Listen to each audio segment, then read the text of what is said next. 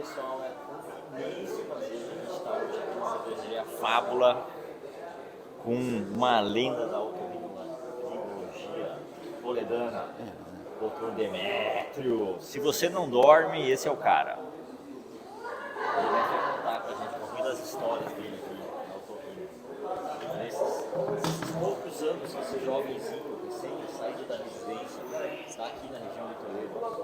Bom, deixa eu apresentar o Demétrio aqui. O Demétrio é médico, otorrinolaringologista aqui em Toledo, né? Nascido em Toledo, né?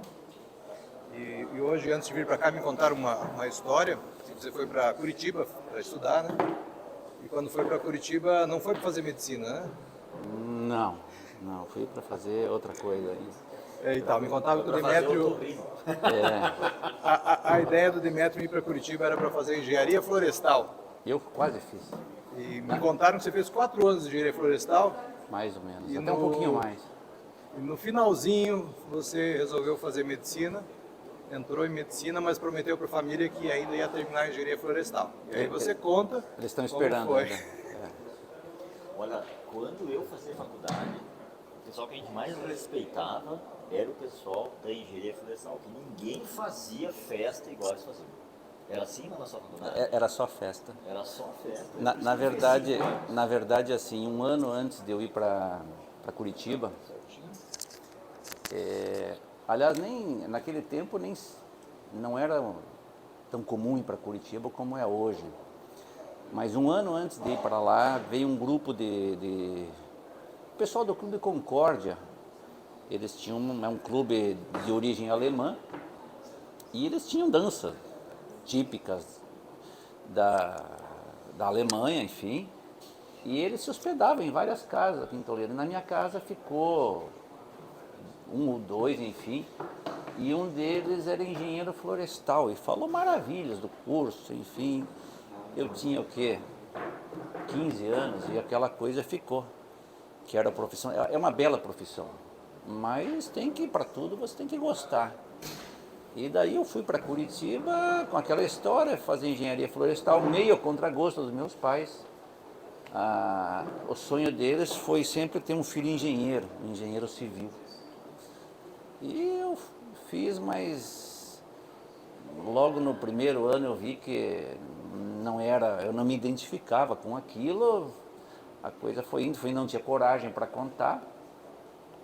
Até que chegou no último ano, eu vi que se eu fosse me formar naquilo, eu ia ter que seguir aquela profissão.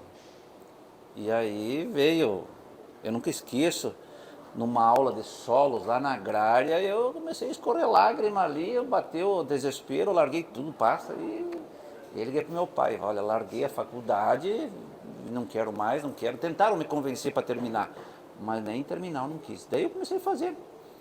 Naquele mesmo ano, uma irmã minha foi para Curitiba fazer cursinho também, a Morgana. E nós dois que fizemos, se não me engano, foi em 86 que nós entramos na faculdade, né? Essa aqui é minha irmã que está ali, tem algumas dúvidas. Senta pra cá. Senta pra cá, menina. Não, mas senta pra cá, não precisa ter vergonha não. Senta aqui. Pronto, senão fica 3 homens feios aqui. Qual que é a graça desse vídeo? Verdade. Daí fiz cursinho, me ralei de tanto estudar, mas ainda resolvi fazer engenharia civil. Estava ainda um pouquinho em dúvida. Até passei em Ponta Grossa, na UEPG, e passei na PUC, não lembro, enfim. Mas eu entrei na evangélica ali, entrei na PUC também, optei pela evangélica, não lembro por que motivo, e daí eu fiz. E eu otorrino, Mas você fez civil depois? Não, eu me matriculei só. Eu até fui para Ponta Grossa, tinha a prerrogativa de se matricular e trancar. Daí eu tranquei lá, mas nem para Ponta Grossa não voltei mais depois. E daí comecei Gosta isso. mais da Ponta Grossa ou de Campo Largo? Ele tá engraçado, hein? Eu prefiro Campo Largo. E a otorrino, era no 4º ano, se não me engano. Eu quando eu vi aquela... Eu já sabia, todo mundo sabe o que não quer na medicina. Mas tá, peraí, você foi, daí você fez vestibular para engenharia. Eu fiz tudo Daí no você mesmo fez- ano lá. Daí você fez para medicina também. Mas Daí eu passou passei. pra medicina Que assim, na época só fiz vestibular para medicina na Evangélica e na PUC. Ah, entendi. Porque eu estava ainda. Eu tinha a intenção de concluir engenharia florestal. E você não pode estar matriculado em 2 cursos de uma universidade federal. Mas daí não dava, porque a evangélica era integral. A engenharia florestal era integral no meio da selva. Daí eu não teve jeito. Eu iria perder mais um ano. E naquela época a gente se achava que com 22 anos você já é idoso, né? Não, a gente vê que hoje não tem nada a ver. Hoje tem gente começando medicina com 30 anos, 35. Eu, por exemplo, tenho 46 não aprendi ainda. É. Tô tentando. E no 4º ano, quando eu fiz, eu conheci que quem faz você escolher, em parte, a área que você vai é o professor. Às vezes tem, assim, áreas fantásticas e o professor não, exatamente, o professor não consegue te estimular, você não teve empatia por aquele professor e você acaba optando por outra coisa. Então, a otorrino eu gostei e o professor, enfim, o falecido Luiz Fernando Amarante, era muito bom, ele era fantástico, poucos professores como ele eu vi. E aí foi. No último ano eu dei até uma pequena balançada pela oftalmologia, mas eu vi, não, eu quero otorrino e foi só isso. Daí eu fiquei depois no evangélico mais 3 anos e voltei para cá. Mas assim, Toledo, a história da otorrinolaringologia como história é muito curta, se a gente for ver. Vamos pegar no começo do século XX, que começaram a se juntar as 3 áreas, que é o ouvido, nariz e garganta, que não é mais ouvido, agora é orelha, né? Ouvido é um verbo no passado e a orelha que é o substantivo ali. Apesar de ser estranho você dizer que você tem dor de orelha. Eu escrevo na minha agenda lá, dor de ouvido ainda, mas é força do hábito. É estranho dizer que você tem dor de orelha. E foi um apêndice da oftalmologia. Começou, as 3 áreas começaram a se juntar, mas como um troféu de consolação para a oftalmologia. Foi mais ou menos assim. E a coisa foi assim até... Eu lembro que uma época, a gente conversando, lendo sobre isso aí, para fazer um bom tempo, até metade do século XX, boa parte das escolas acho que era oftalmologia e otorrino. E boa parte desses profissionais que faziam otorrino e oftalmo acabavam por ser uma área talvez mais importante, acabavam indo para a oftalmologia. E teve um fato interessante, porque até o advento do antibiótico,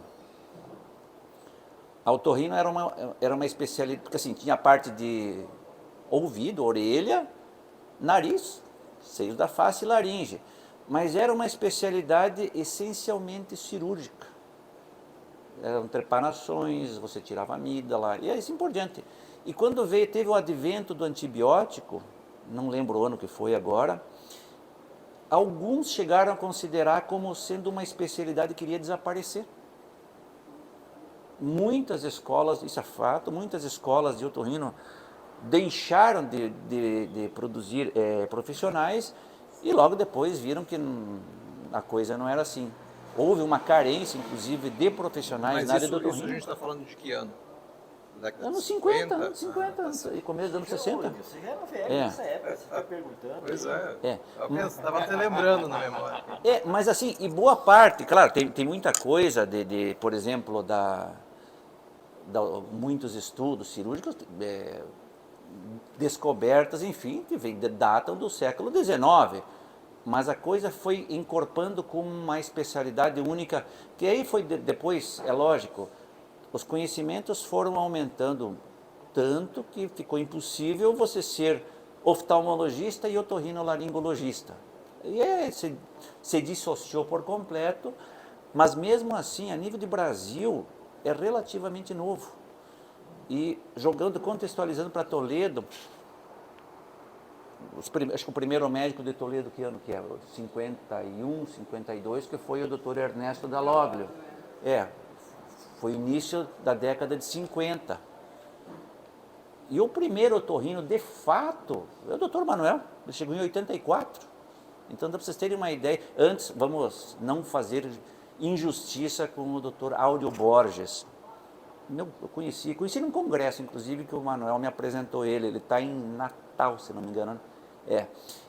Ele chegou em Toledo 78, 79 e ficou aqui 2 anos, 3, enfim, por problemas particulares ele saiu, foi embora e ficou meio sem ter o profissional aqui. De 84, com o Dr. Manuel, que é sócio nosso na clínica, somos sócios até hoje, ele que deu origem à história da otorrinolaringologia em Toledo. Daí eu cheguei em 94, mas já no 5º ano de faculdade eu conversei com ele, assim, verbalmente tínhamos um acordo para trabalhar e aí a coisa foi indo. Inclusive, hoje, depois que você fica na cidade grande um tempo, você começa a gostar. Até São Paulo, que a gente ficava um tempo lá, depois de um tempo você começa a ver, não é tão ruim assim a cidade. Mas ali foi uma série de contingências. Família pesou muito, o fato de eu estar casado, com certeza, e também o meu compromisso pessoal com o Dr. Manuel. Uma coisa que sempre me deixou chateado, e assim, acho que toda a classe médica, talvez os mais novos nem tanto, mas eu lembro de até amigos meus, eles tinham um termo assim, eu não falava nada, eles tinham a mania de falar da máfia de branco.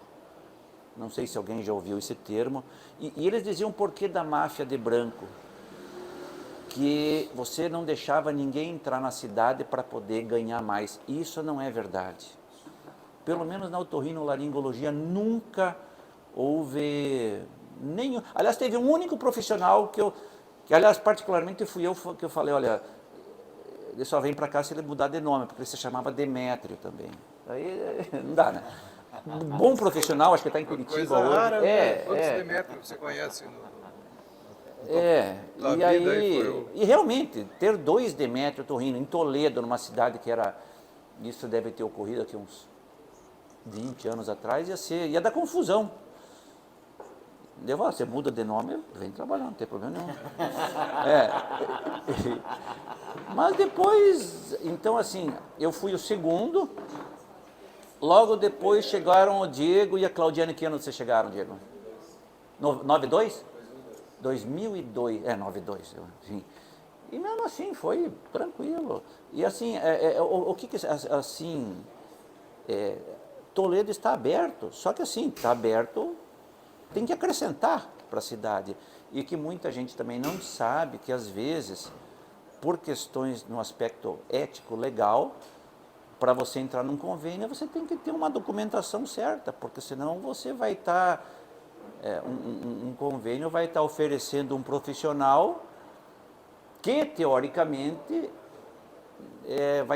pode cometer um ato de imperícia. Então é isso, mas assim, nunca houve cerceamento para a entrada de profissionais na nossa área. Depois chegaram mais alguns, todos foram muito bem-vindos, enfim, sem problema nenhum.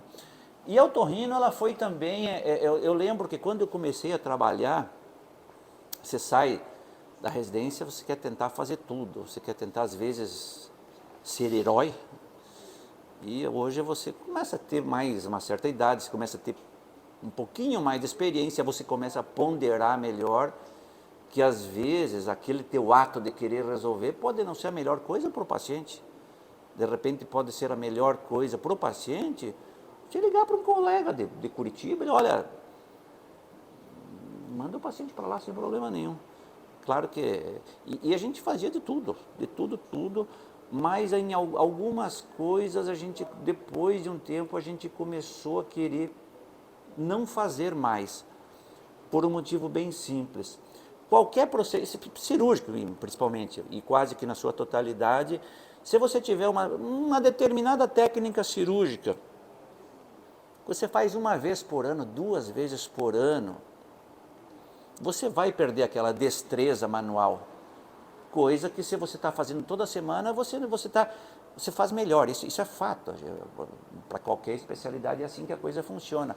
E eu lembro que o doutor Manuel, não lembro que ano que foi, existe uma cirurgia que a gente chama de mastoidectomia.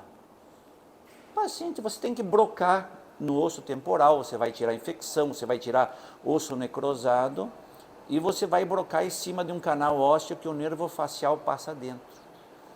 Às vezes, o simples fato de aquecer o nervo facial, o paciente sai com uma paralisia facial ali, e que às vezes pode ser irreversível. Daí eu lembro, graças a Deus, nunca aconteceu na residência, a gente fazia bastante aqui, como no começo, fizemos uma que outra, mas eram cirurgias que você fazia muito de vez em quando. Mas não por esse motivo, mas a gente fazia mesmo sendo uma cirurgia mal remunerada. Você ficava 3, 4 horas, enfim, correndo um risco. E aí eu lembro que o Manuel falou, Demétrio, vamos doar o nosso material, nós doamos para o hospital de clínicas, para não correr a tentação de fazer essa cirurgia de novo. Até porque eu lembro que um grande profissional, não vou citar nome, obviamente, ele não morava numa outra cidade do Paraná, e por uma fatalidade o paciente dele ficou com uma paralisia facial. Que às vezes não teve imperícia, não teve imprudência, não teve negligência, foi uma fatalidade. Mas como é que você vai explicar para a família que ele vai ficar com uma paralisia facial que não vai resolver e está tudo bem? Então a gente parou de fazer algumas cirurgias, principalmente as cirurgias de ouvido, de orelha ali, que são as cirurgias mais delicadas. Mas depois, e aí as coisas começaram a ser, como todas as outras especialidades, foi dicotomizando mais. A otorrinolaringologia hoje tem, por exemplo, a estética facial. No começo, basicamente era nariz. Tá me parecendo bem bonitão, então tá fazendo um botox, né? Botoxinho, aí tô vendo. Cadê as rugas que ela aparece? Olha aqui. Aí, ó. Talvez a doutora Tatiana agora vai tirar minhas bolsinhas aqui, né? Mas assim, e aí você começa também, porque todos os conhecimentos vão aumentando. É só você pegar, digamos, há 20 anos atrás, a quantidade de informações sobre o meu nariz era X. Hoje é 2 vezes X, 3 vezes X, então vai ficando cada vez mais difícil você querer fazer tudo. Claro, a gente faz, mas e a visão que eu tenho ainda, Toledo hoje tem 140 mil habitantes. Um pouco mais, um pouco menos, mas eu acho que nós, na nossa clínica, lá no nosso serviço, nós somos em 4, eu, Dr. Manuel, Dr. Diego, Dr. Claudiane, nós suprimos, eu acho que em termos de 98% dos problemas que aparecem lá a gente resolve. Então, para a população de Toledo, eu acredito que está ótimo. Você nunca vai resolver tudo. Eventualmente, a gente encaminha um paciente para fazer uma cirurgia ou outra, vai para Curitiba. E o paciente, aquilo que eu falei, ele vai... E Cascavel não é tão diferente disso, porque eles também mandam para lá. Essa mesma linha de raciocínio tem excelentes profissionais, mas o senhor falando, eu estava lembrando, no Canadá, onde a medicina é toda pública, eles têm alguns convênios com algumas unidades na Europa, nos Estados Unidos, quando eles pegam um caso assim, que eles não têm experiência, e eles mandam o paciente embora. Assim como o senhor estava citando em relação à cirurgia da mastoide, né? Você tem um volume pequeno, né? Porque você não consegue ter a perícia necessária, né? Então, o país inteiro faz isso, né? Tem 40 milhões de habitantes, né? Eles não conseguem, com 40 milhões de habitantes, ter perícia em todas as situações. Então, eles têm convênios com outros países, mandam para fora. Isso é uma conduta espetacular, né? Você admitir que, olha, a gente não consegue fazer tudo bem se você faz só de vez em quando. Eu lembro que, em questão de uns 15, 18 anos atrás, apareceu A coisa mudou tanto, para vocês terem uma ideia, que logo que eu cheguei aqui, todas as traqueostomias eram feitas pelos otorrinos, entenda, o Manuel e eu. E aí, seja normalmente nas UTIs e em pronto-socorro, nós que fazíamos as traqueostomias. E assim, o que acontecia? Assim, não tinha intensivista na época. Então, o paciente você levava para a UTI, eventualmente, quando eu encaminhava um paciente meu para a UTI por um problema não traqueostomia, eu encaminhava para um outro colega, geralmente um cirurgião conhecido, enfim, olha, você pode olhar o paciente, mas não era o intensivista que ficava lá. Então, tinha 10 pacientes na UTI, e 2 eram um médico era responsável, 3 era outro, e assim funcionava. Então, e boa parte, ressaltando, não tinha intensivista ainda na cidade. Então os pacientes problemas acabavam existindo. E muitas vezes você, digamos que acontecesse alguma coisa, estava o teu nome lá, infelizmente essa é a realidade. Mas depois foi chegando mais gente, hoje as traqueostomias são feitas pelos intensivistas que estão lá no centro cirúrgico e estão vendo o paciente o dia inteiro. Às vezes eu fazia uma traqueostomia num determinado dia da semana, porque um outro médico pediu, uma semana depois, doutor Demetrio, olha, está saindo secreção lá. Aí você voltava, então o paciente não estava, o grande prejudicado estava sendo o paciente, mas é o que a estrutura permitia na época. Depois foi chegando, e assim, como eu falei antes, eu desviei um pouquinho, mesmo a otorrino sendo uma especialidade relativamente pequena, subespecialidades foram aparecendo, é natural. Hoje, dentro da otorrinolaringologia, em grande centro, mas alguns se dedicam basicamente à laringologia, alguns só à rinologia, alguns, tem em São Paulo, no Hospital de Clínicas, tem um grupo que trabalha única e exclusivamente com zumbido. Assim como tem em todas as especialidades, ele trabalha só com o detalhezinho lá. O senhor tem um laboratório de sono aqui, né? Quando eu estava fazendo residência, construíram um prédio do Instituto do Sono na Unifesp, que era maior que o hospital da Unifesp inteiro. Né? Então, às vezes, algumas áreas se destacam. Para vocês verem, claro que a medicina do sono é diferente um pouquinho, mas ali, que também é novo a nível de Brasil, não sei se vocês sabem, mas essa especialidade passou a existir de fato em 2012. Até então existiam profissionais que atendiam na medicina do sono. E sendo que nos Estados Unidos a medicina do sono já existia desde os anos 50. No Brasil a primeira turma de especialistas foi em 2012. Então assim as coisas às vezes parece que elas demoram. Mas aí é um pouquinho diferente, porque a medicina do sono é uma área que tem, eu diria que metade são problemas ventilatórios, entenda a apneia do sono, e metade são problemas neurológicos, propriamente ditos. As parassonias, enfim, basicamente isso aí, para simplificar um pouquinho. E existem áreas que são comuns ali entre um e outro. Tanto que hoje as escolas de otorrino, elas têm essa especialização, aí você vai ter um outro RQE, porque tem o RQE, que é o registro de qualificação de especialista ou de especialidade, que hoje já está tendo residência.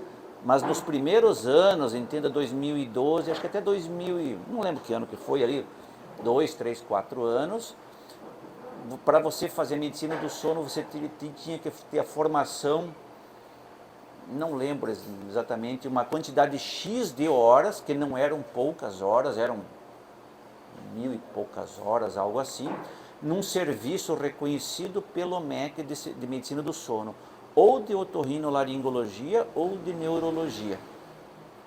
Além disso, você tinha que ter apresentação, tem uma série de coisas que você tinha que cumprir esses quesitos.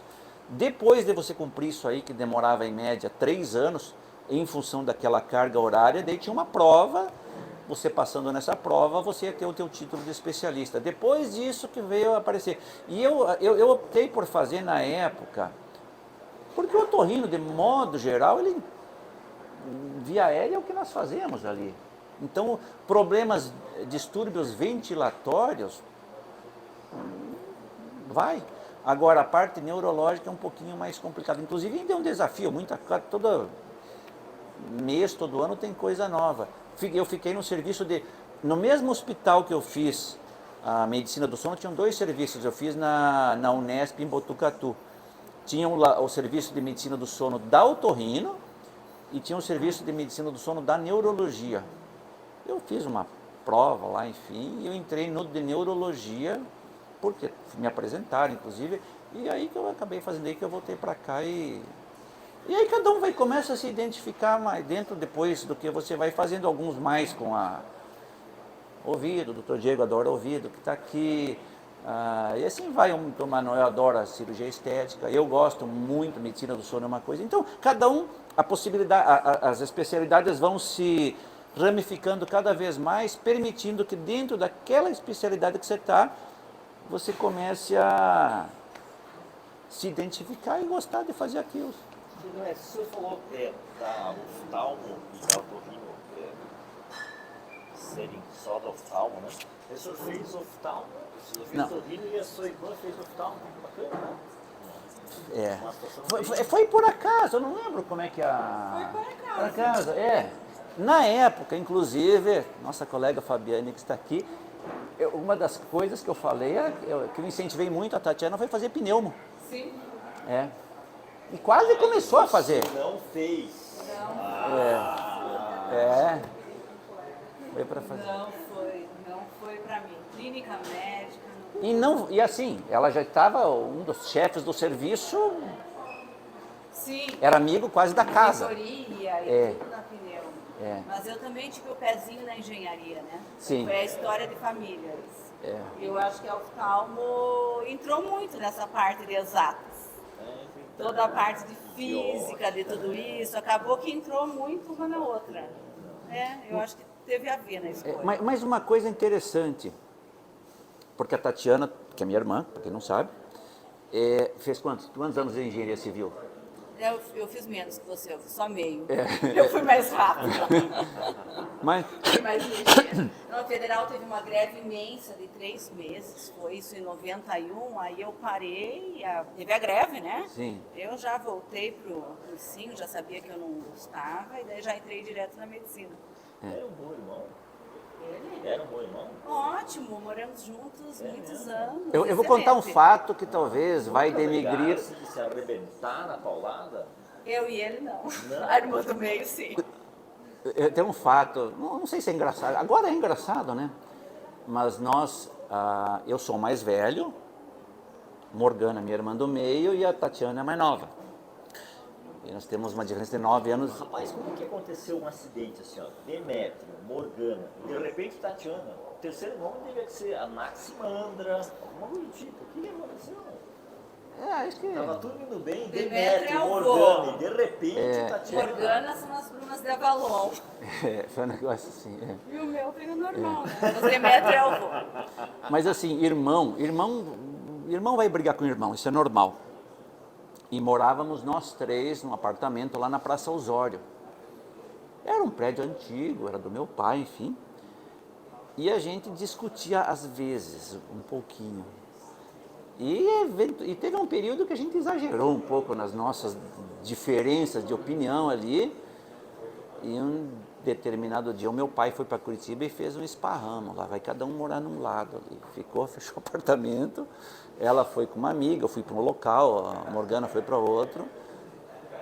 Daí depois a gente resolveu fazer as pazes, até porque era conveniente, né? Mas assim, irmão briga com o irmão normal, mas depois nossa relação é maravilhosa. Não, nossa relação assim, acho que... Desde que não morem juntos? Não, eu acho que poucos irmãos se dão tão bem como eu dou com as minhas irmãs, sabe? A Morgana, cadê a Morgana? A Morgana ela mora em Curitiba, a Morgana seguiu outra área ali. Ela fez direito lá, não quis fazer essa aí. Então, assim, a história da otorrina é muito curta aqui, se você for ver. Porque o primeiro especialista chegou em 84, assim, 1984, eu não tinha nem entrado na faculdade ainda e estava começando uma especialidade em Toledo. Sendo que eu, claro, pediatra é outra coisa, mas é muito pequeno, assim, casos engraçados, casos tristes, existem, né? Sim, vão ocorrer, mas não tinha. Olha, ótima ideia. Conta um caso engraçado pra gente, ou um caso triste, conta um caso, assim, emblemático. Caso engraçado? Não precisa ser engraçado, um caso emblemático que você se lembra, se você quiser também. Teve um caso, eu não sei, não foi nem engraçado, não foi nem triste, mas foi um caso assim que eu me senti muito bem aquela vez, deve fazer uns 20 anos atrás, estava aqui, e me chamaram, acho que um frio, não era frio, enfim, mas para mim era frio, sempre foi frio, para tirar um mosquito do vidro de um paciente, às 4 da manhã. O meu humor foi, assim, não era dos melhores para tirar um mosquito, mas tudo. Eu fui lá tirar um mosquito. Deixa eu dar-lhe um tapa do outro lado e vai sair isso. Não, eu lembrei desse fato porque eu fui jantar esses dias, fui lá na pizzaria do Nino e encontrei essa pessoa lá na frente também, conversamos um pouquinho, nós dois já de cabelo branco agora. Enfim, fui tirar o mosquito e numa mesa ali perto tinha uma determinada pessoa que estava piscando e tinha um sanguinho escorrendo aqui, um buraquinho com sangue aqui, um buraquinho com sangue aqui, mas ele estava olhando para cima. Eu dei uma olhada e que estranho, né? E o cara do mosquito meio bravo ali porque ele viu que eu cheguei e como é que fica, né? Quando eu resolvi, por curioso, ver, isso no pronto-socorro do antigo Dalóglio, não tinha ninguém, não existia plantonista lá, tinha o pessoal da enfermagem, 1 ou 2, e era você e você só para atender ali. E eu lembro que eu atendi o paciente, eu perguntei, está tudo bem, quando ele foi falar, começou a sair sangue pela boca e pelos... Ele levou, para entender, ele levou um tiro, a bala transfixou, rasgou a jugular de um lado, pegou a laringe, mas mesmo sendo o jugular, que é sangue venoso, ele tem uma pressão grande. Só que o sangue foi de forma que o músculo tamponou.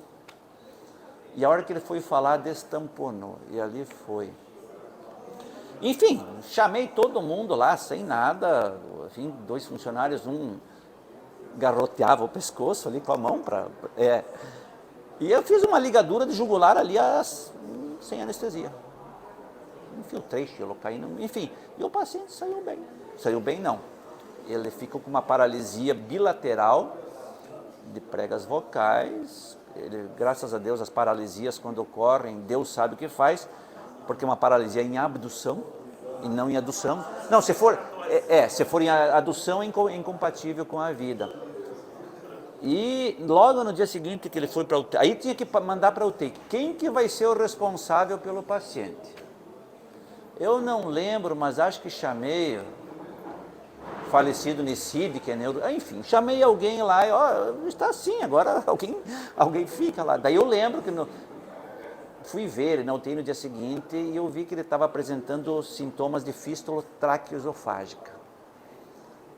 Daí eu já liguei para o serviço do evangélico de esôfago, eu fiquei 1 mês na UTI lá, ele ficou com paralisia, está até hoje com paralisia, e vida normal. E o cara do mosquito, aquele dia, ele foi embora, reclamou depois na direção do hospital, eu não tirei o mosquito. Eu fui ensopado de sangue para casa. E ele sabe? Esse senhor do mosquito sabe? Não sei nem quem que é, não tenho nem ideia. Eu tava...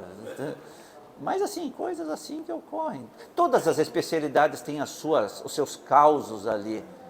Mas a gente não tinha, assim, algo de excepcional mesmo, não. Tem coisas, por exemplo, uma vez, a gente não pode citar nome até porque depois a gente vai ter um problema lá, mas teve 2 vezes aconteceu.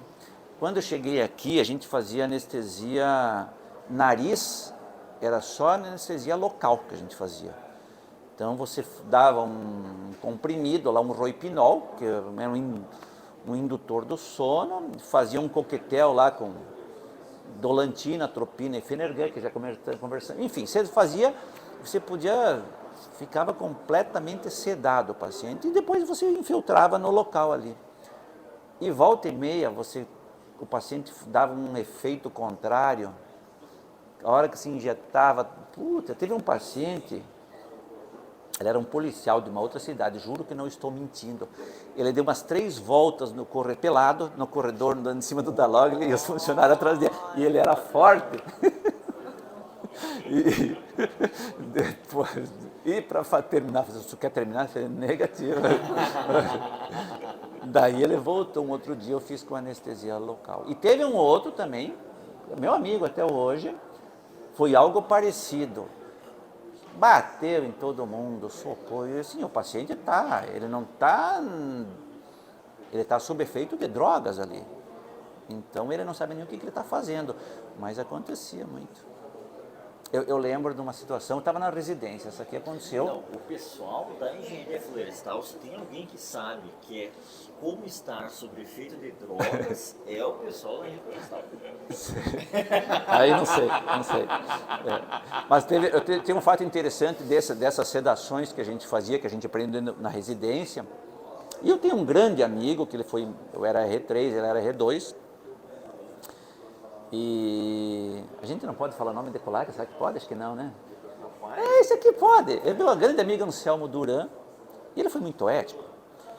E ele ia operar, sei lá o que ia operar, um paciente lá no evangélico. Também a gente usava muito roipinol e depois injetava lá o resto dos remédios. E é uma paciente que estava assim, extremamente chumbada. E a hora que ele começou, vamos começar a fazer e tal, ela olhou assim, abriu o olho, ela falou para ele, vem que eu te quero. Olha só, daí ele falou, Demétrio, não tem condições de continuar e tal. Acho que alguém fez ali depois. E perguntamos para essa paciente depois se ela lembrava, não lembrava nada. Também não vou falar nada, e acho que uma auxiliar nossa que tinha lá, ela comentou com ela. Ela falou, doutor, eu não sei. Ficou só como curiosidade, assim, passar essa receita para a gente ter em casa. Não tem como lembrar assim, qual que era a medicação?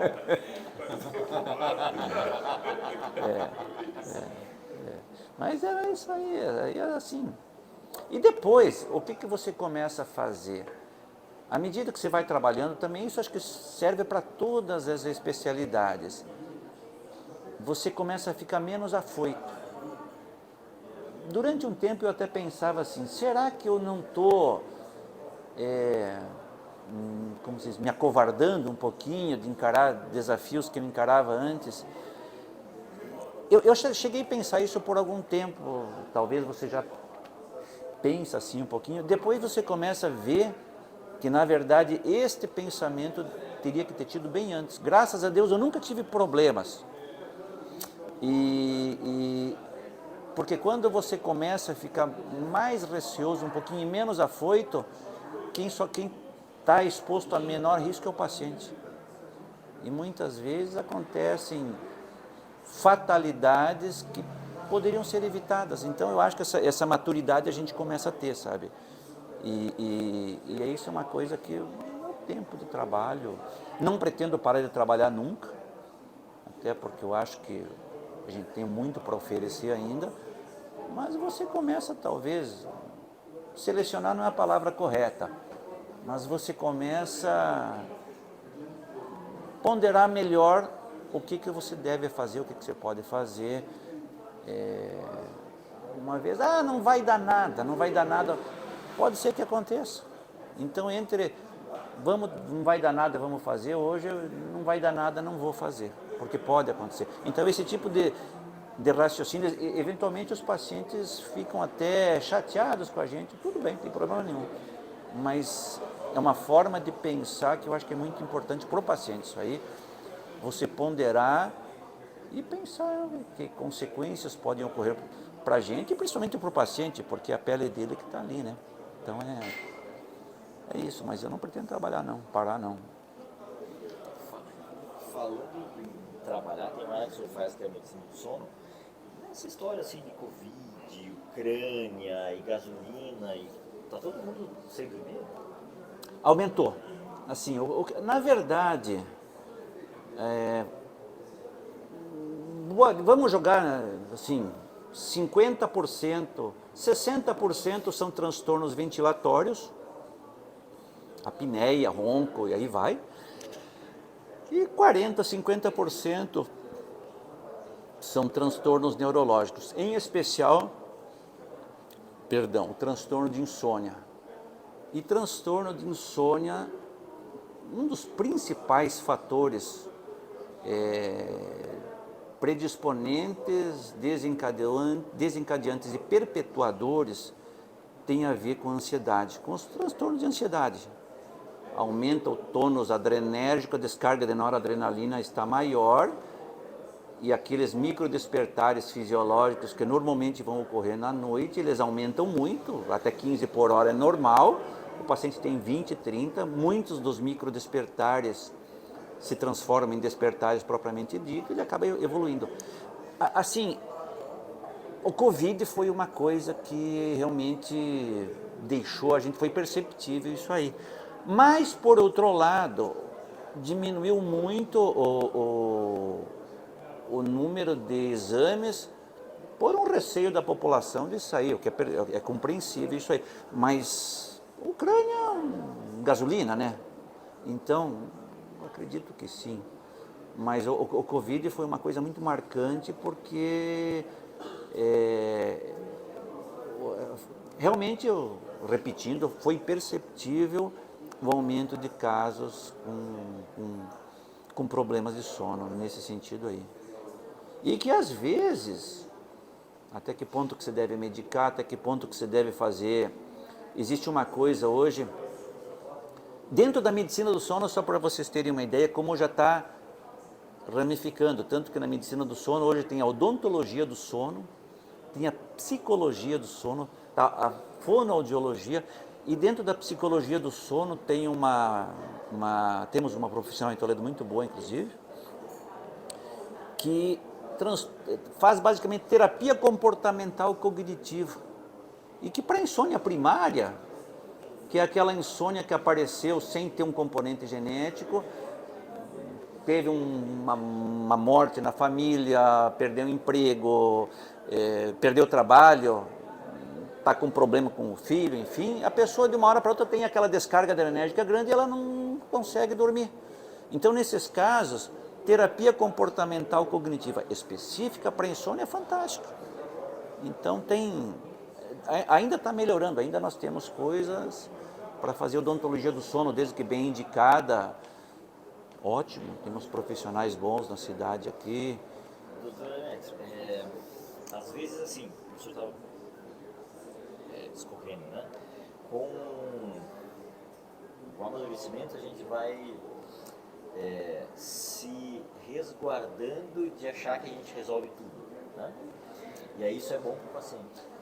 Eu penso que sim. Eu penso que sim. Eu acho que assim, às vezes, coisa até que eu de repente, hoje eu penso mais, a gente tem que ter humildade às vezes para saber, limitação todo mundo tem.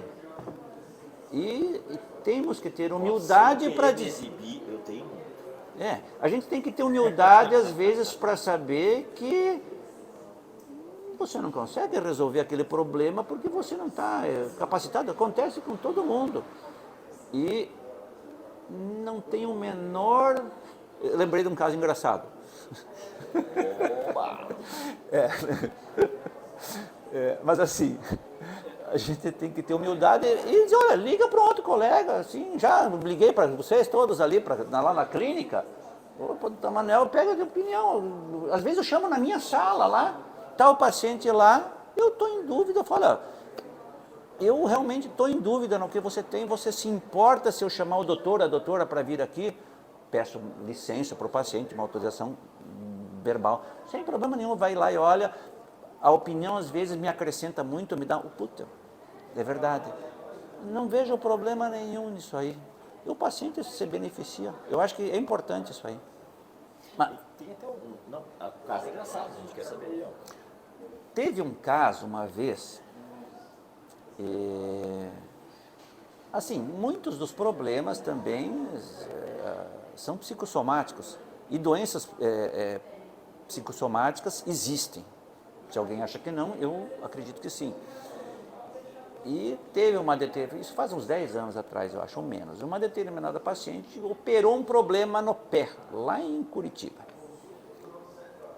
E tudo que aconteceu de errado na vida foi por causa daquela cirurgia. O paciente andava normal, tudo. Tem dor, não dói, mas enfim, foi o problema lá. E cada vez que a paciente vinha, era um terror. Era ficava 2 horas na sala e, enfim, e eu o que fazia? Daí me deu uma luz. Já sei o que eu vou fazer. Vou encaminhar para o doutor Manuel. Era bucha. Passou o doutor Manuel, foi. Na semana seguinte, a paciente voltou com uma cartinha ao especialista Dr. Demétrio de Almeida. Ele caminhou de volta, passou um tempo em caminho. Mas assim, você vê que era... O relacionamento com o Manuel começou quando? Quando você conheceu o Manuel? A primeira vez vocês se viram? Eu estava no 5º ano da faculdade. Ele teve... Toledo, veja bem, em 82, eu estava... Não, minto, eu estava no 4º ano da faculdade, 89 por aí, 88, 89, e Toledo devia ter aqui 50 mil habitantes, 60, então era uma cidade pequena. Como eu já sabia que eu gostava, eu acho que eu fui conversar com ele, me apresentei, alguém me apresentou, não lembro como é que foi, mas foi ali, ele me recebeu... Antes da residência, né? Durante a faculdade. Eu estava no 5º ano de faculdade, eu vim conversar com ele, ele foi assim... Era o único torrino da cidade, tinha o doutor que você comentou antes. Não, esse ficou 2, 3 anos, 4, não lembro o tempo, que está hoje em outra cidade, e era só ele que estava aqui. E ele falou, não, você vai lá, vamos trabalhar juntos aqui, enfim. Mas desde aquela época, já que a gente já conversava mesmo, e tanto que antes de terminar a residência, eu já estava com o consultório montando tudo. Daí eu lembro que terminei, daí me chamaram para o quartel lá em Manaus, casado com um filho pequeno, e aquela história de você adiar quando te chamam lá na faculdade de medicina, enfim. E daí tive que dar um jeito lá, tentar pedir socorro para tudo que foi lá, e enfim, como consegui me liberar e vim para cá. Mas é aí que a coisa começou. Mas foi antes de me formar Já fez a faculdade pensando em voltar para Toledo, já estava tudo organizando para voltar para cá. Já, assim, nos últimos anos, eu até cheguei a balançar um pouquinho. Eu tive eu tive uma oportunidade para ficar lá. Mas ainda a vontade para cá era bem maior.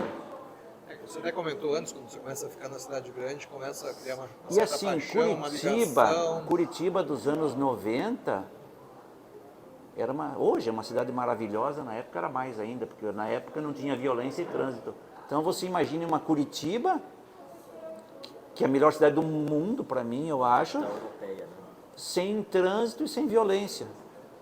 Na época também Toledo tinha muito menos opções do que tem hoje, Sim, mesmo para trabalhar sim, como médico. não era tenho muito mais dúvida, difícil. mas a cidade era muito boa lá. Minha esposa era de lá, então facilitava um pouquinho permanecer lá, mas...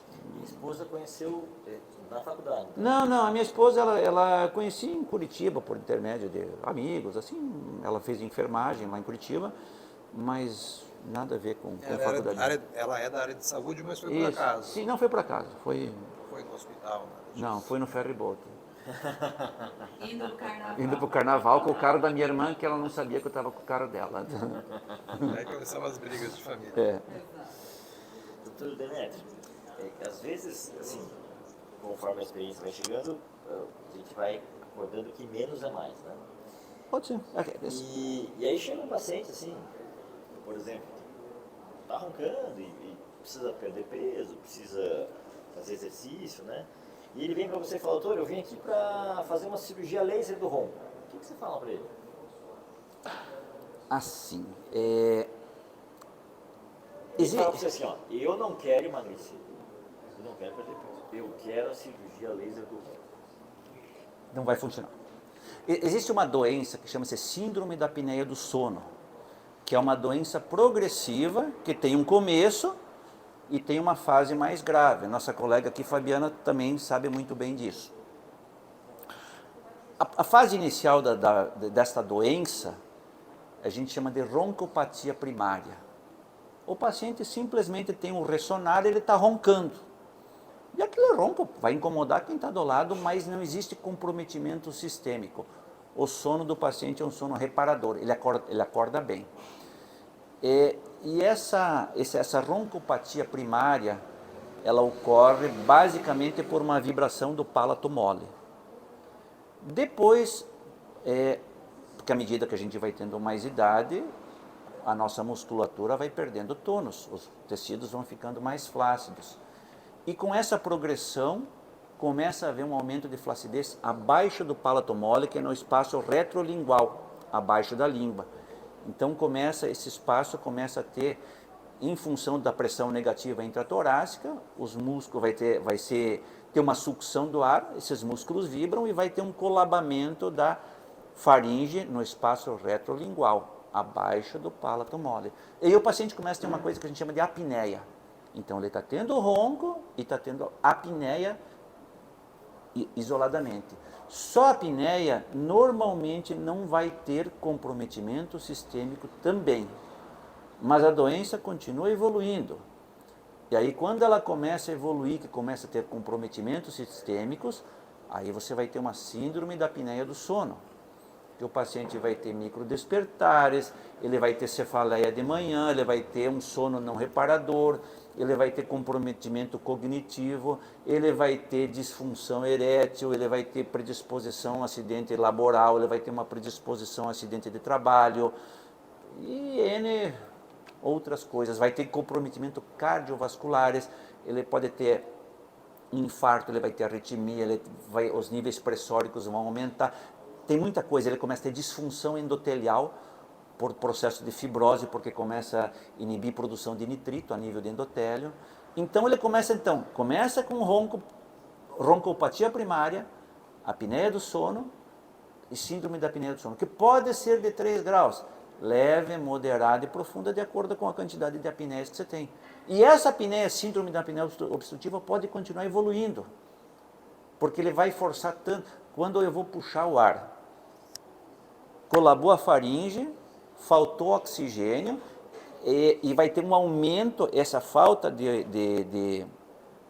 essa tentativa de abrir a faringe, essa informação vai para os núcleos ventilatórios a nível de tronco, esses núcleos vão dar uma ordem e os músculos dilatadores vão abrir a faringe.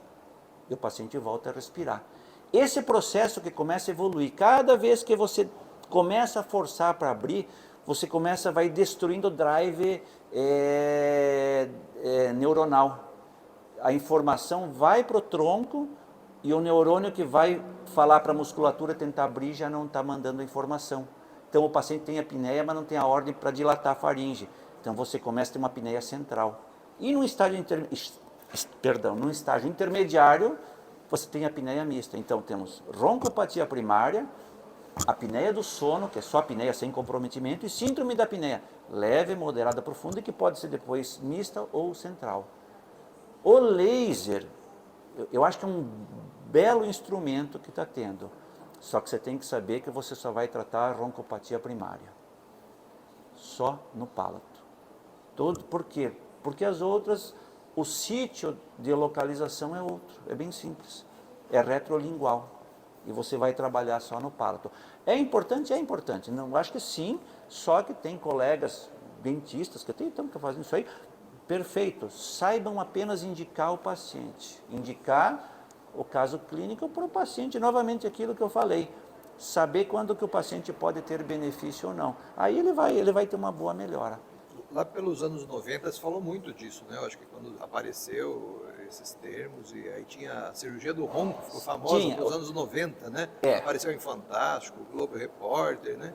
E você parece sabe que a por cirurgia que, do ronco você ia ser sabe por que solução, a cirurgia né, do pra tudo. ronco ela dava resultado? Eu operei bastante, mas era o que os protocolos de conduta orientavam. Tirava a Você, medula, úvula. você alargava lateralmente a faringe, mas esse alargamento era basicamente um pouco para cima do espaço retrolingual. E o paciente, depois eles foram ver que muitos dos casos era uma cirurgia extremamente dolorosa depois. O paciente perdia 10, 15 quilos em questão de um mês. Então, muitas vezes, a melhora do ronco Resolvia pelo emagrecimento. pela perda de Oral, peso. dica aí, ó. Eu já falei, em vez de fazer cirurgia bariátrica, manda fazer cirurgia do ronco com a gente ali, que ele vai... Mas hoje faz pouco, né? Não, veja bem, existem outras técnicas, mas aí entra aquilo que eu falei. Tem uma técnica interessante que chama-se de faringoplastia lateral. Neste você vai abrir realmente lateralmente a faringe. Tem algumas limitações, mas assim, é uma cirurgia de altíssimo risco. Para você começar a cirurgia, você tira a amígdala para daí poder começar a faringe. Você vai tirar a musculatura que está abaixo do pilar amidaliano, você tem uma face ali, você tem a carótida do teu lado ali. Então, assim, eu até pensei em ir para um grupo para fazer, mas daí o pessoal lá, normalmente São Paulo é a nossa referência disso aí, eles falam: Demétrio, quantos pacientes você acha que vai ter por ano para operar? Falei assim, 20.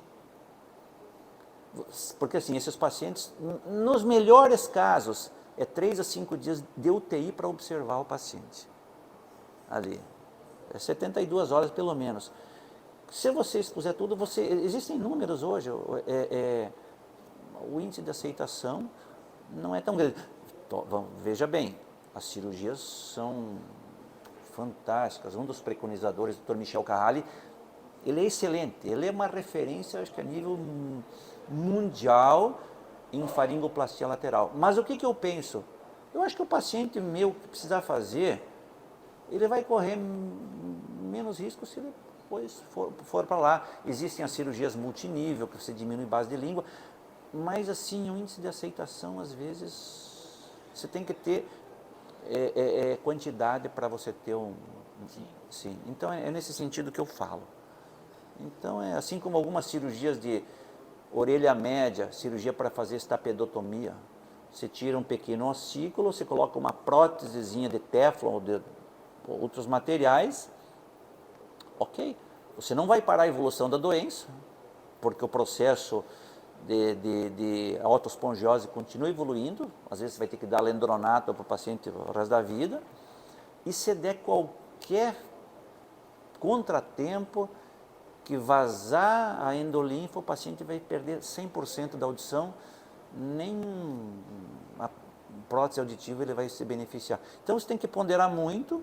Se você fizer bastante essa cirurgia, eventualmente, olha, eu diria que, eu não tenho 2 pacientes por ano que tem indicação para fazer isso aí. E daqueles que eu encaminho, assim que a gente pensa em encaminhar, você expõe tudo. Assim como tem hoje um termo de ciência e consentimento para qualquer cirurgia, você expõe aquilo. Se o paciente sabe realmente tudo que vai ter, que pode ter de consequência, o próprio paciente pondera até que ponto. E qual a outra opção que eu tenho, doutor? Você pode tomar isso aqui, tua perda não vai evoluir, você pode usar uma prótese auditiva, tem outra opção, tudo bem. Então é esse tipo de ponderamento que a gente tem que ter, até que ponto que vai... Mas eu fugi um pouquinho. Mas o laser é mais um recurso importante. Agora sim, você tem que selecionar, ver se o paciente não tem o índice de massa corpórea, é um deles, índice de Malampati, que você vê basicamente a altura do espaço retrolingual em relação à palato mole, circunferência cervical. Então, tudo isso, se você puser, se você selecionar o paciente correto, você vai ter bom resultado. Tinha um equipamento, eu inclusive doei para uma empresa lá de São Paulo para fazer. Eles faziam, era uma radiofrequência com ele trabalhava com 70 joules, não dava 80 graus de temperatura. Se você pensar que um cautério te dá 600 a 700 joules, é só você ver o quanto que o cautério vai queimar o tecido ali e quanto que você não vai ter fibrose que vai espalhar para a periferia. E eu fazia mais ou menos isso, mas era um equipamento muito mais caro. O laser tem recursos muito melhores hoje. Só saber indicar o paciente correto. E aí, se eu ver, esse paciente que não precisa do laser, que precisa emagrecer, que precisa fazer exercício, está cada vez mais difícil de convencer. Tá, aí acho que a Fabiane pode compartilhar opiniões comigo, né? Os pacientes, às vezes... Tem apneia, pacientes que a gente compartilha ali. Se perder peso, vai melhorar muito. Eles não se propõem a perder peso. Eles querem milagre, às vezes. É difícil, né? Sim. É muito difícil. Eles esperam assim, só que a gente dê para eles alguma coisa. Agora, deles partir do esforço deles, para eles obterem uma melhora, aí pode esperar que vai ser difícil. Os pacientes de apneia, de síndrome da apneia do sono, a grande maioria... praticamente 100%, né? Estão acima do peso ou obesidade, sobrepeso, né? tem sobrepeso, isso aí é... E quando vem aqueles que não é sobrepeso, é porque tem algum, que nem o senhor falou, vai ter algum distúrbio neurológico, que seria outra situação aí que mais complicado. Mas os da apneia do sono, realmente, assim, aquele perfil que a gente já conhece bem, né? Se eles ajudassem um pouquinho, talvez eles pudessem usar o CPAP só por um tempo e depois ficar livres do CPAP, né? Tem um caso interessante, eu falei de disfunção erétil, mas teve um caso bem interessante, porque tem alguns estudos que mostram que testosterona é produzida mais durante o sono REM. E foi contestado um pouquinho, mas enfim, alguns defendem isso. E o sono REM está entre 3 e 6 da manhã, a maior concentração de sono REM. Então, quando você tem uma privação de sono em quantidade e qualidade, diminui sono REM, teoricamente vai diminuir testosterona. Junte isso a uma noite mal dormida, que você está cansado no dia seguinte, você está com sonolência, você está irritado, o teu desempenho ali é óbvio que vai estar comprometido, além de todo... Junte isso a você ser casado. Ninguém consegue. Mas teve um caso que isso foi interessante. Questão de uns tempo atrás aí. E uma funcionária de um hospital um dia me perguntou: doutor, acho que eu vou casar e tal. Assim, mas assim, meu marido tá roncando um pouquinho, tem coisa para fazer. Não, tem. Vai lá um dia desse, eu nunca mais vi. Passou um tempo depois, isso aconteceu. Ela falou: e aí, como é que tá, doutor? Acho que eu vou me separar. Eu falei: mas por quê? Doutor, nem 6 meses, 8 meses e... enfim, não comparece, né? E ele ronca muito e a apneia, enfim, aquele quadro clínico bem característico. Falei: então manda lá vamos ver. Enfim, tinha quase 50 apneias por hora. Ele desaturava a noite inteira, era um absurdo. E aí, não perdeu peso, colocamos um belo CPAP nele e parou. Passou um tempo depois, eu encontrei essa pessoa. Como é que tá? Ei, doutor, acho que eu vou me separar. Falei: mas não funcionou o tratamento? Doutor, ele não para em casa agora.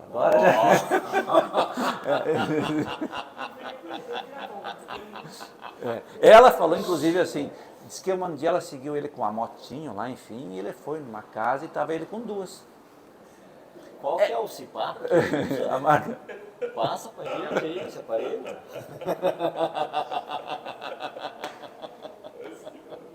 Esse CPAP é uma pena, não sei se você chegou a conhecer uma marca chamada Hofrichter. Peraí, deixa eu anotar aqui. Hofrichter. Ele era, como se for, vamos fazer uma analogia. Tem uns 3 marcas, as mais conhecidas, Resmed, Respironic e Icon, que são 3 marcas boas. Só que eles custam, digamos, sei lá, exemplificando, 5 mil, a Hofrichter custaria 10. Mas era aquela Mercedes último, era alemão o equipamento, mas era assim, absurdamente bom, mas ficou inviável. E daí eles pararam de importar no Brasil. Mas aguentava pressão de ar de 20 ali, brincando em paciente com 150 quilos, era maravilhoso. Então é isto. Demetrio, uma curiosidade. Lá por 2006 a gente fez aquele MBA de gestão hospitalar, lembra? Na época você Lembra? estava... Quando você conheceu sua esposa. Realmente. Isso aí. Foi Aí no você... MBA? Foi no MBA? Foi? Não. Foi depois da MBA. Depois da MBA tinha umas festinhas. Ele reprovou lá porque não prestava atenção na A aula. Larissa estava no MBA também? Não. Não? Tava? Como é que não Ela tava? não estava, Larissa, não.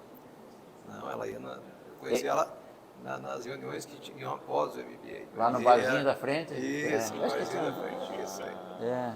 Mas então, e na época você estava ajudando na gestão da Logro, né, para organizar o hospital, estava bem interessado nessa parte de administração hospitalar, e depois você não voltou mais para essa área, você Na se verdade, desiludiu, não gostou mais na dessa verdade, sim. área? Viu que quando ela casou, em seguida você abandonou. Na verdade, assim, Ela casou em seguida. sendo bem honesto, eu não era a pessoa mais capacitada lá. Mas quem na época estava que era o diretor, o hospital estava em mudança, e o diretor administrativo era o Dr. Valdomiro, falecido. E eu tinha uma relação muito boa com ele, pessoal, profissional. E bem naquele ano apareceram 2 doenças nele ao mesmo tempo. E ele se desestruturou um pouquinho, ia conversando comigo, aquilo abateu muito.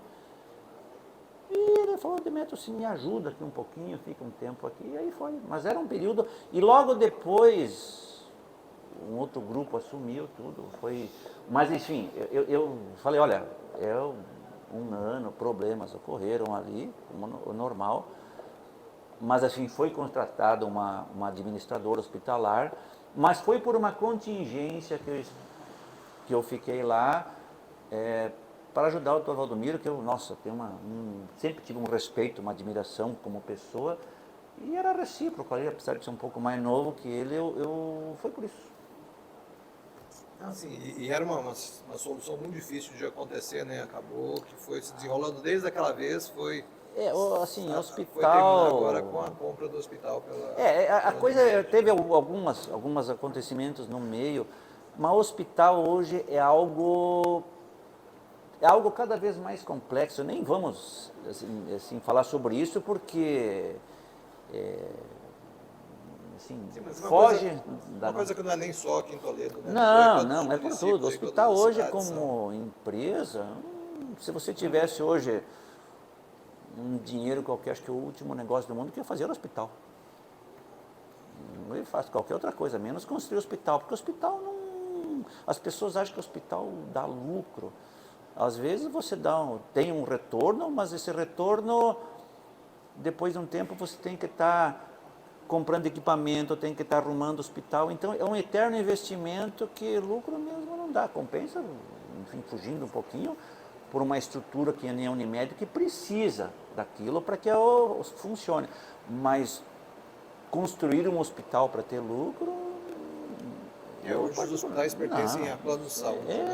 Mas o aí... negócio mesmo é o plano de saúde, o hospital é uma ferramenta. Mas assim, não sou a pessoa mais adequada também para dar uma opinião técnica. Eu lembro que naquela época eu estava bem Sim, não, eu fiquei assim, mas assim, eu fui vendo o dia a dia do hospital, meu amigo, era só problema. E eu lembro que eu achei que tinha poucos problemas, demandas judiciais. Toda semana tinha demanda judicial. Era assim, e deve ter até hoje, né? E assim, era isso. Tem algumas áreas que precisam de uma escala, desde a base até o topo. Né? A indústria mostra isso pra gente. Né? Você precisa ter o produtor, um grão, você precisa transformar o grão em proteína, você precisa beneficiar essa proteína de várias maneiras, né? E aí você vai ter estruturas cada vez mais complexas. Não tem como você querer ter uma parte dessa cadeia separada. Né? Acho que o hospital entra nessa situação. A visão que eu tenho é que a Unimed, que é a nossa cooperativa, ela tem que ter um hospital para a estrutura funcionar, mas não para ter o lucro ali no hospital. Perfeito. E às vezes questionam, mas por que deve ter hospital? Porque se não tiver hospital, a gente não vai ter onde trabalhar, é bem simples. Vai depender de outros grupos econômicos, nós estamos com um grande problema na mão, sabe? Então é por aí a coisa. Certo? Muito bem. Vamos lá, doutor Toninho. Vamos falar um pouquinho de futebol. Tá você? Ai, até falar de futebol agora. Não, se não quiser falar, não fala também. Fala, você é torcedor do Grêmio, né? Eu não. Você é colorado? O que me interessa é futebol. Eu Não, vamos. Aliás, não é nem um esporte. Eu não perco meu tempo com isso. Não, eu sou gremista de coração, sou gremista de paixão. Mas até isso o Toledo já descaracterizou pelo fato da cidade ter crescido. Eu lembro que o Grêmio ficou 8 anos sem ser campeão gaúcho. Eu era moleque. Em 1977, o campeonato era o primeiro turno, o segundo turno, e se o time ganhasse o primeiro turno e ganhasse o segundo, ele era campeão automaticamente. Se um time ganhasse o primeiro, o outro o segundo, então os dois iam disputar de novo para ver quem era campeão. E eu lembro que neste ano, o Grêmio ganhou o primeiro turno do campeonato gaúcho, que hoje os campeonatos estaduais não têm mais aquela importância que tinham. O centro de Toledo parou, carreata, enfim, para um primeiro turno de um campeonato estadual. Então até isso, não que perdeu a graça, mas mudou bastante, né? Hoje era uma população também, proporcionalmente tinham mais gaúchos do que tem hoje. Hoje veio muita gente de fora, A né? migração mudou muito, né? O perfil da cidade. Sim. Tudo mudou, todas as... Acho, assim, vantagens e desvantagens, né? Então, A gente tem que ir se adaptando, né? Mas a cidade está uma cidade bacana para trabalhar. Hoje, eu acho que os colegas que vêm para cá encontram condições bem melhores do que aquelas que... Aquilo que eu falei antes, aquele termo que eu realmente nunca... que foi injusto com a classe médica, era da máfia de branco. Outra coisa que as pessoas não tinham noção, as pessoas não queriam vir para Toledo, numa cidade de 50 mil habitantes nos anos 70, nos anos 80. Às vezes, quantos e quantos médicos que iam estudar fora, iam lá, tinham uma formação boa, eles ficavam, mas assim, muitos exemplos. Então, às vezes, convidavam colegas para vir para cá. E eu lembro, com o falecido Dr. Jorge Ocano, uma vez, Toledo não tinha oncologista ainda, tinha uma pessoa muito boa que a gente... Isso foi lá por 94, acho que foi 94, se não me engano, foi o primeiro ano que cheguei. Não sei, Toledo, já cabia um oncologista na cidade, e eu falei, venham para cá, venham conversar. Fui um intermediador apenas, nada além disso, e eu falei com o Dr. Jorge, Dr. Jorge, assim, tem uma pessoa assim, que ele estava vendo cidades do interior, assim, e... veio aqui ver a cidade, gostou, o Dr. Jorge fez uma proposta muito boa para ele, não veio, optou por ir para Londrina, Maringá, coisa assim. E assim aconteceu com muitos casos. E assim, injustamente nos chamavam de... Claro que corporativista, todo mundo é um pouquinho, isso seria talvez um pouquinho de hipocrisia dizer que não. Mas não foi justo isso aí, porque boa parte desses profissionais vinham para Toledo. Cascavel já era uma cidade que se destacava muito a nível de Paraná já desde os anos 80. E às vezes vinham para cá e iam para... Eu acho que houve mesmo Teve isso. muito. Eu lembro, antes de eu atuar como médico, eu acho que existia um pouco essa imaginação coletiva das pessoas. Sim, vários médicos que vieram para cá, veja bem, você vai julgar eles de forma alguma, você está pensando na tua profissão, na tua família, enfim, que vieram para cá e acabaram sendo atraídos por questões, talvez, de uma facilidade profissional, porque Cascavel é muito comum. Sim. Então, Realmente. isso aí é... Muito bem. Alguém quer aproveitar e comentar alguma coisa? Aproveitar. Pensa bem. Pensa bem. Pensa bem. Faz tempo que a gente não As discute. pessoas aqui só falam a verdade depois que desliga a gravação. É, Arquivo confidencial. isso aí. Mas você sabe que é interessante, assim, falando de otorrino e oftalmo. Eu lembro, na época, quando eu estava na faculdade ainda, eram 2 irmãos, otorrino e oftalmo, e a oftalmo era aquela... 2 irmãs, vamos facilitar a comparação. Uma era linda, bonita, tudo, e a outra era a irmã feia. A feia era otorrino. Era assim. E você acabou influenciando na escolha da Tatiana ou foi... Eu realmente falei pensando em pneumologia, mas quando vi oftalmo, eu falei, ótimo, perfeito também. Eu decidi oftalmo na metade do 6º ano. Querem saber a história verdadeira? Vamos desligar o microfone? O Hospital de Clínicas tinha o 10º e 11º andar, clínica médica feminina e masculina. O cheiro era horrível. Cada vez que eu entrava lá, eu ficava branca igual um papel e ia me encoçar pelos lugares. Da otorrino. Não, da clínica médica. tá. E chegou numa altura que o negócio não ia, e não era algo voluntário meu. Eu passava mal diariamente. Eu sentava na escada dos pacientes, tinha visita da clínica médica e todo mundo me abanando que eu passava mal. Resumindo, não havia possibilidade de eu fazer clínica médica, porque eu era fresca. E não dava, mas não era algo voluntário. Eu gostava, eu tinha... Fresca, já eras oftálmica, né? Já tinha raciocínio clínico, que já não dava ali. Enfim, pensei na otorrino, porque tinha os ambulatórios próximos, né? Já tem meu irmão, tal, fui acompanhar lá em Curitiba. Famoso doutor Manilha, super calmo, educado, ele falava tudo na lata. Tira essa mulherada daqui, tudo ao redor de mim, manda essas meninas pro corredor da oftalmo. Tocou a gente tudo de lá, porque era a fama da otorrino os homens e a mulherada da oftalmo toca pro outro lado. Otorrino não dá, o homem me xingou no primeiro dia. E aí fui lá pra oftalmo, cheguei lá no andar da oftalmo, a doutora Ana Moreira, que foi minha chefe na época, até hoje, ela é uma lady, toda delicada, olá, tudo bem, como vai? E aquilo que entrou na história de se identificar. É aqui mesmo que eu vou ficar, todo mundo me trata bem, todo mundo me agradou. Os residentes convidavam a gente para almoçar, só mulher quase, e acabou que eu me senti bem lá dentro. Então, essa história de como te tratam naquele determinado espaço é fundamental. Porque na clínica médica eu não me via lá dentro. Eu queria pneu. Fiz monitoria de pneu, fiz tudo para pneu. Aí não foi. Não, eu não teria capacidade de fazer clínica médica, eu não aguentava ficar lá dentro, sabe? E aí, o que eu ia fazer? Eu não gostava de pediatria, eu entrei num dilema no 6º ano, não gostava de nada. Eu gostava tudo da teoria, mas não da prática. GO não ia, pediatria não ia. O otorrino, o chefe lá me xingou no primeiro dia. E aí o oftalmo foi um grande achado. E a Soledad, que é hoje coordenadora ali do pessoal deles da Federal, foi minha colega de turma. E a Soledad, você tem a maior cara daquelas meninas da oftalmo. Eu falei, quer saber? Vou lá olhar esse negócio. Metade do 6º ano tinha a disciplina optativa, tinha que escolher oftalmo e cirurgia cardíaca. Eu era tão interessada em oftalmo, não tinha dado clique ainda, que eu estava matriculada na cirurgia cardíaca. Não passava oftalmo pela cabeça.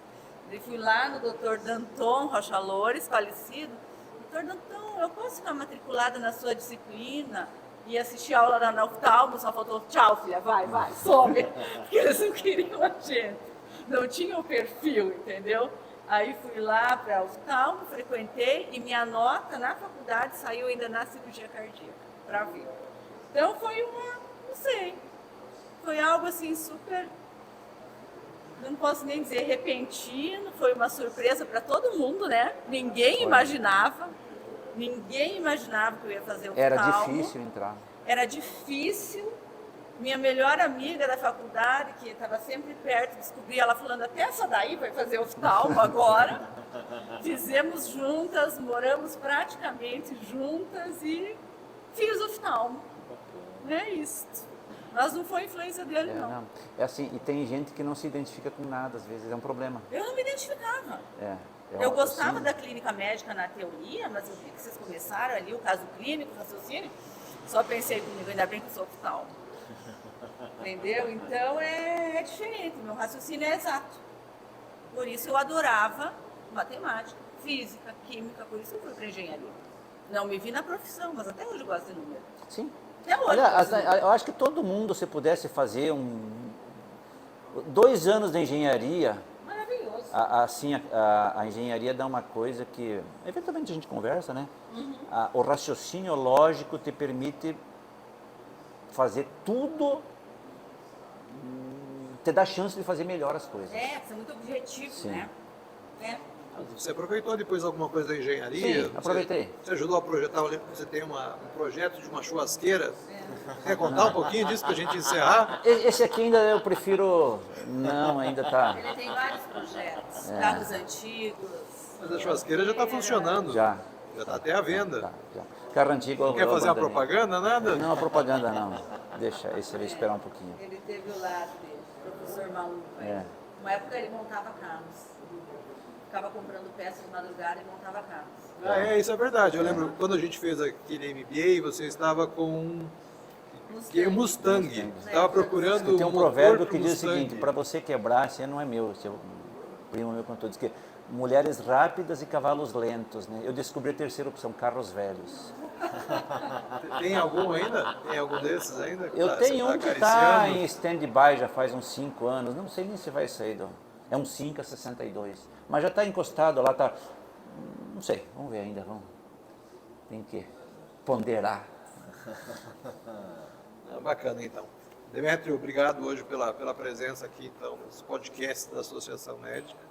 Foi um prazer, né, poder escutar essas histórias, com certeza sempre acaba enriquecendo muito, né? Algumas a gente já conhecia, mas muitas não. A Tatiana hoje que pôde acompanhar a gente aqui também. Obrigado. E um Tá bom. aplauso, então.